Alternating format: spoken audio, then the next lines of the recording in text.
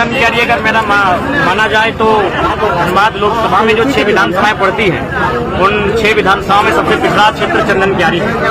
अब एक सवाल आता है, क्या चंदन क्यारी के लोग पिछड़े हैं या फिर तकनीकी स्तर पर, मानसिक स्तर पर बौद्धिक विकास नहीं हुआ है? तो मैं आपको एक उदाहरण देना चाहूंगा। आपने पेपर में पढ़ा होगा भटिंडा का जो जलप्रपात है जहाँ हमारे लोग नाच गान के लिए जाते हैं, मांस मदिरा के लिए जाते हैं, वहाँ ऐसी चंदन क्यारी के 2 छात्र श्यामलाल महतो और राजकिशोर महतो ने उस गिरते हुए जल से बल्ब का निर्माण किया है। इन्हें चंदन क्यारी में प्रतिभाओं की कमी नहीं है, इन्हें अवसर का मौका नहीं मिला है, इन्हें अवसर नहीं मिला है कारण कि हमारे सुस्त जो लीडर रहे हैं। इसलिए आज अगर चंदन क्यारी के साथ धनबाद लोकसभा की बात करें, राज्य की बात करें, अगर यहाँ की दिशा और दशा को सुधारना है तो एक एनर्जेटिक युवा चाहिए जो डेयरिंग हो, जो एजुकेटेड हो, जिसमें जो फियरलेस हो, जिसमें डर ना हो और सबसे खास बात नियमों की जानकारी हो, नीति के बारे में जानकारी रखता हो। जैसे कि मैंने उदाहरण के साथ जो सरकारी स्कूल में कपड़ों का रंग बदला गया, मैंने तर्क के साथ बताया कि किस प्रकार दोनों गवर्नमेंट ने घोटाला किया। क्योंकि आज के डेट में अगर हम आज कहें कि हमको पीला रंग का फुल पैंट चाहिए 1 लाख, आप नहीं दे सकते हैं, उसके लिए आपको 6 महीना का टाइम देना होगा और ये प्रोडक्शन किसी मिल्स में होगा,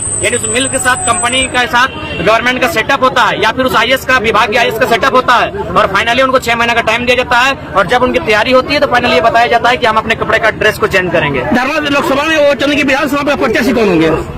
देखिए अभी फिलहाल तय नहीं है और चूंकि सबसे पहले हम लोग को लोकसभा प्रत्याशी तय होगा और लोकसभा में हमारा जैसा रिजल्ट होगा, जो लोग जैसा मेहनत करेंगे उनके मेहनत के आधार पर हम लोग विधानसभा का प्रत्याशी तय करेंगे और उसका एक मापदंड होगा।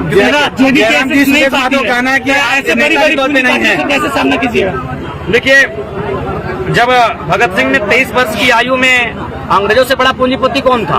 क्योंकि ईस्ट इंडिया कंपनी यानी कंपनी का दर्शन तो अंग्रेजों ने दुनिया को कराया था। जब भगत सिंह 23 वर्ष की आयु में अंग्रेजों से टकरा सकते हैं तो भले हम लोग उनके चरणों के धूल के बराबर है। तो अगर हम में हिम्मत, तो हमने अगर शौर्य हो, अगर हम में साहस हो तो हम लोग भी इन बड़ी बड़ी कंपनियां जैसे आप वेदांता कहते हैं, इलेक्ट्रो स्टील कहते हैं, BSL कहते हैं, आपका FCI हर्ल कहते हैं, उनसे हम लोग टकराने का मादा रखते हैं और निश्चय 2024 में इसका असर दिखेगा। चंदन क्यारी को बिहार खेत कहा है कि 2024 में मेरा बिहार खेत है, हम इस पर फसल उगाएंगे, क्या कहेंगे इस पर आप? देखिए जहाँ तक सवाल है, मौका दिया है चंदन क्यारी ने, उनको मौका दिया है।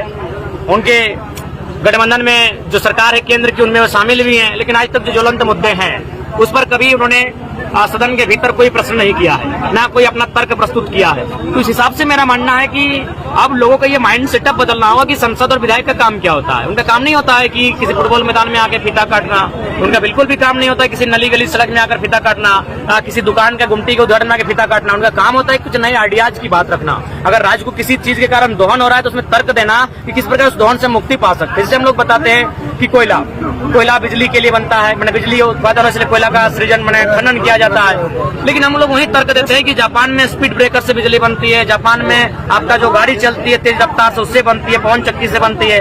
तो इस तरह तर्क हम लोग रख सकते हैं। 2024 में क्या परिणाम होगा?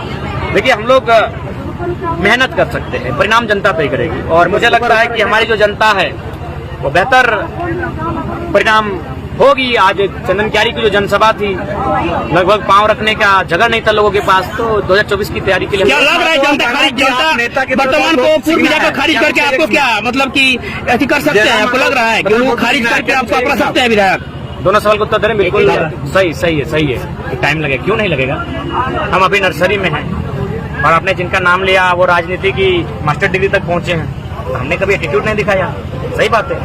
उनमें हमारी आयु में लगभग 25 सालों का अंतर है, 25 सालों की राजनीतिक अनुभव का अंतर है। निश्चय हम लोग को सीखने में लगेगा। इसका मतलब ये नहीं कि आप लोग के हाथों में जो लगातार आप इस राज्य को लूटने वालों लोगों के साथ गए, आप लोग कंपनी के साथ गए, आप कॉर्पोरेट्स के साथ गए और ये बकायदा 2024 में खुलासा हुआ। और आज राज्य का बच्चा जानता है कि धोनी के साथ किनकी पार्टनरशिप है और मैंने बिग बाजार में किनकी पार्टनरशिप है, टाटा में किनकी पार्टनरशिप है। ये बिजनेसमैन है, जो भी नाम आप ले रहे हैं सारे के सारे बिजनेसमैन है और इनको अगर राज्य से और भला होता तो इनका पावर है, अपने पावर का इस्तेमाल करते हैं। अभी तक इन्होंने कोई बात रखा ही नहीं मीडिया के सामने, कभी टाटा पर हमला नहीं बोला है, ना कभी जो फैक्ट्रियां हैं, कंपनियां हैं, क्योंकि सबको कहीं ना कहीं जो भी राजनीतिक दल है झारखंड में स्थापित है सबको चंदा जाता है। हम लोग इस मिथक को तोड़ेंगे।